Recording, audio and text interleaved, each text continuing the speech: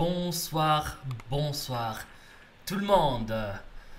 Ici c'est Otman de D-App Coding et vous regardez la première chaîne dans le monde francophone de YouTube qui parle de la technologie blockchain et qui vous apprend sans prérequis et sans compétences comment coder sur la blockchain et comment donc fabriquer, organiser et mettre en place des applications décentralisées. Si vous êtes nouvelle ou nouveau sur la chaîne, je vous invite dans l'immédiat à vous abonner et à cliquer la cloche. Comme ça, vous allez obtenir mon contenu en toute exclusivité sur YouTube. Et sans trop tarder, donc j'aimerais vous montrer quelque chose sur l'Explorer de blockchain. Donc on va sur blockchain.com/explorer et on va cliquer sur un bloc. Ensuite, vous allez voir que la première transaction dans la bloc, celle-là par exemple, qu'est-ce qui se passe ici? On n'a pas d'input. Ici, on voit que c'est écrit Coinbase Newly Generated Coins. Pourquoi? Parce qu'on a un concept d'inflation. C'est très important parce qu'on a déjà discuté ça. La première transaction du bloc, c'est toujours la récompense du bloc. Et la récompense du bloc diminue avec le temps. Comme vous le savez, 21 millions de bitcoins existent, ce qui fait que tous les blocs qu'on mine ou qu'on met en place, on a des frais qui diminuent d'un bloc après l'autre. Donc, peu importe le bloc que vous choisissez, ici vous avez une liste de blocs.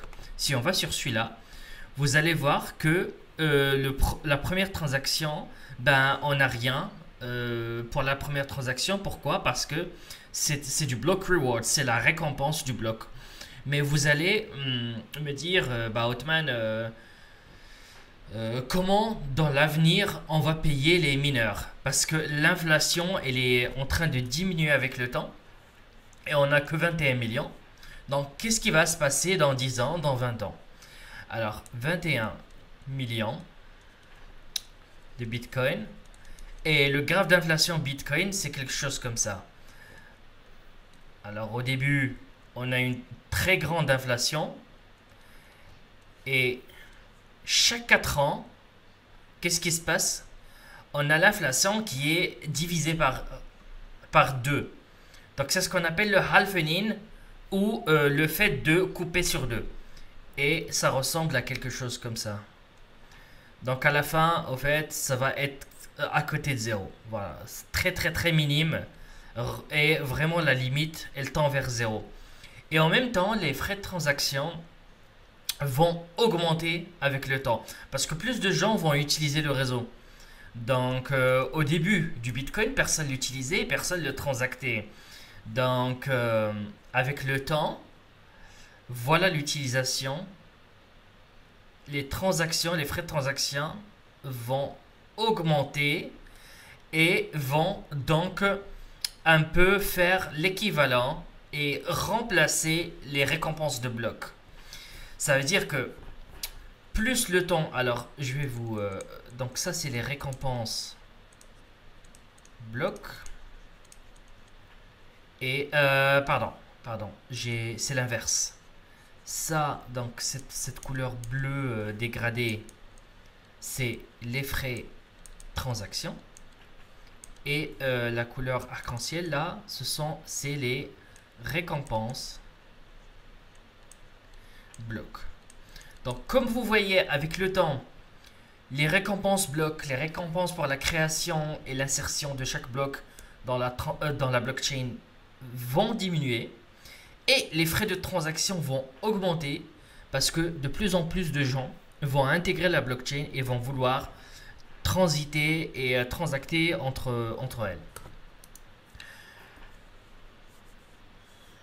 Donc, ça c'est le temps. Donc, dans l'avenir, ici, les récompenses de blocs, ça sera 0. Ça tendra vers 0. Quelque chose d'important, c'est de réaliser à quel point c'est important et c'est essentiel les opérations de halvening. Le halvening, c'est quelque chose qui arrive tous les 4 ans. Et les gens, ils ont des compteurs en ligne de halvening. On peut aller sur internet voir ça. Si vous allez sur Google taper halvening countdown, vous allez voir qu'il y a plusieurs sites qui comptent les jours et les heures avant l'arrivée du prochain halvening. Donc là, vous voyez qu'il y a 1285 jours, 23 heures, 39 minutes, etc., etc. Et voici le graphe que je vous ai expliqué de l'inflation Bitcoin versus le temps. Et là, ils ont mis donc la base monétaire, mais peu importe. Ce qui explique que c'est un événement fondamental, majeur, d'une importance capitale dans l'industrie blockchain et dans l'industrie du Bitcoin surtout.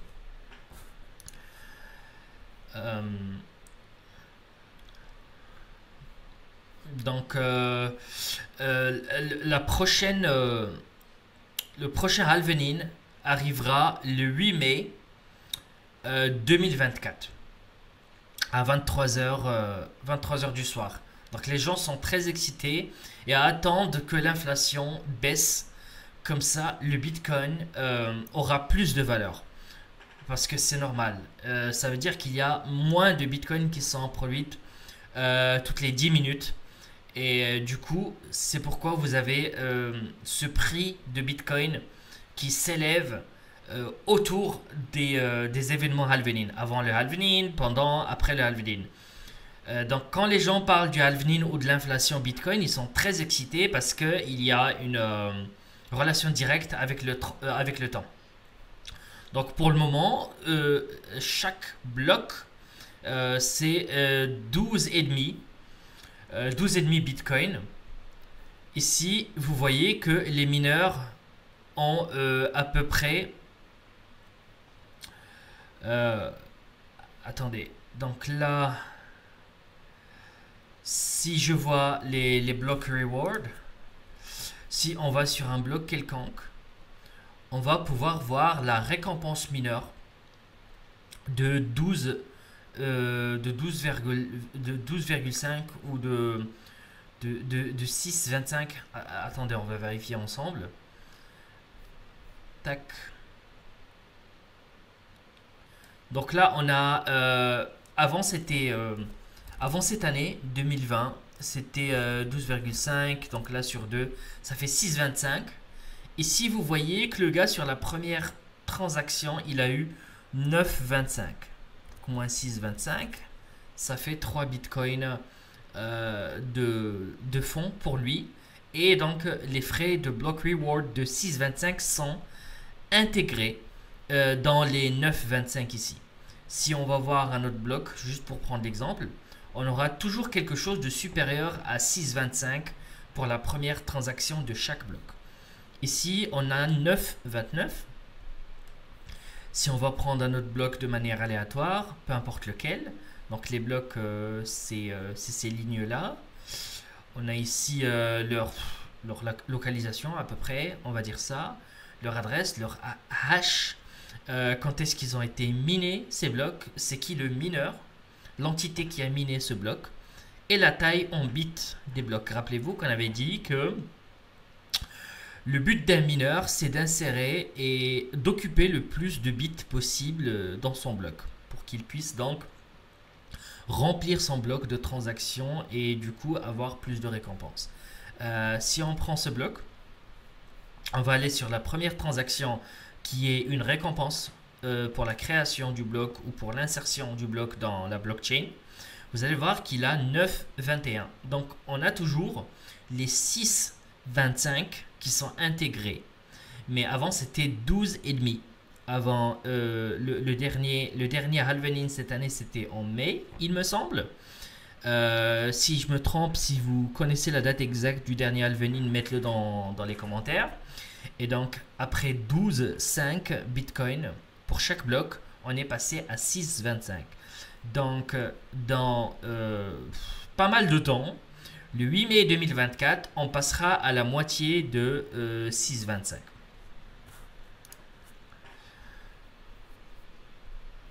Donc ici le mineur, il a eu 9,21.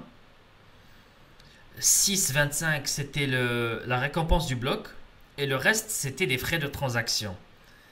Et donc gardez que le 8 mai 2024, on passera à 6,25 à 3,125.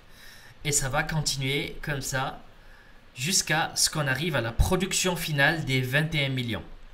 Et dans le code source, on ne peut pas voir 21 millions, mais les gens ont calculé que si grâce à la récompense bloc de 50%, qui diminue 50% tous les 210 000 blocs, 210 000 blocs. Donc dans un an donné, dans un temps donné, on arrivera à 1 Satoshi. Ça veut dire que on a 1, 2, 3, 4, 5, 6 Bitcoin. Donc, il me semble que c'est ça. C'est pour l'écriture. C'est 1 million, 1 Bitcoin to Satoshi. Et vous allez voir les divisions du Bitcoin.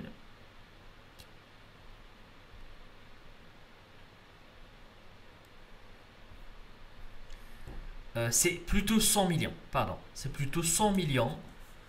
Donc ici, on a 1, 0, 0. Donc c'est ça. Donc 100 millions de Satoshi, c'est un Bitcoin. Pardon. Donc Satoshi, ce sont les divisions de Bitcoin. Pourquoi? Parce que Nakamoto Satoshi, ou le groupe de personnes qui ont inventé le Bitcoin et ce concept, ils ont fait en sorte d'écrire le code avec une entité divisible, quasiment, pas à l'infini bien sûr, mais divisible d'une manière assez poussée. Ça veut dire que aujourd'hui, prenez l'euro et prenez 1 centime, vous allez voir que ce n'est pas divisible d'une manière très poussée. Donc vous avez un billet de 10 euros, vous le découpez en 5 euros, en 2 euros, 1 euro, 50 centimes, 20 centimes, 10 centimes, 5 centimes, 1 centime. Alors, on continue. Donc, un Bitcoin, c'est 100 millions de Satoshi. Et du coup, en se basant sur le nombre de blocs qui sont minés à chaque halvening et en se basant sur la vitesse de minage et sur les données qu'on a, on a réussi donc à calculer le nombre total de Bitcoin qui ont déjà été minés, ce qui fait qu'on a eu une projection qui donne 21 millions de Bitcoin.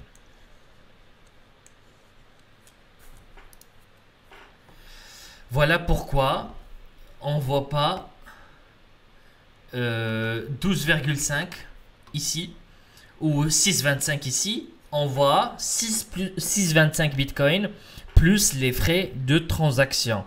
Sur la prochaine vidéo, on va parler un peu plus de manière technique sur le minage, les fonctions de hachage, comment ça fonctionne et comment c'est connecté à la preuve de travail ou le proof of work. On a parlé des fonctions de hachage et c'était pas par hasard. On a fait une introduction, mais on a une connexion très logique avec le minage et les opérations de minage. Donc, merci beaucoup et j'espère que ce contenu vous a plu. Je vous invite encore une fois, si vous n'avez pas regardé la playlist dès le début, de cliquer sur l'affiche qui va s'afficher tout de suite. Et de ma part, je vous dis merci beaucoup et à très bientôt. C'était Othman de D-App Coding. Ah oui, j'ai oublié. Si vous aimez ce type de contenu, bien évidemment, si vous souhaitez que je produise plus de contenu et qu'on continue comme ça à aller dans les détails de l'apprentissage de la technologie blockchain, je vous invite maintenant même à cliquer sur s'abonner, activer la petite cloche et lâcher un pouce bleu dans l'air pour m'aider donc dans cette compétition. Et c'était finalement Otman de The App Coding. Je vous dis à très bientôt et je me déconnecte.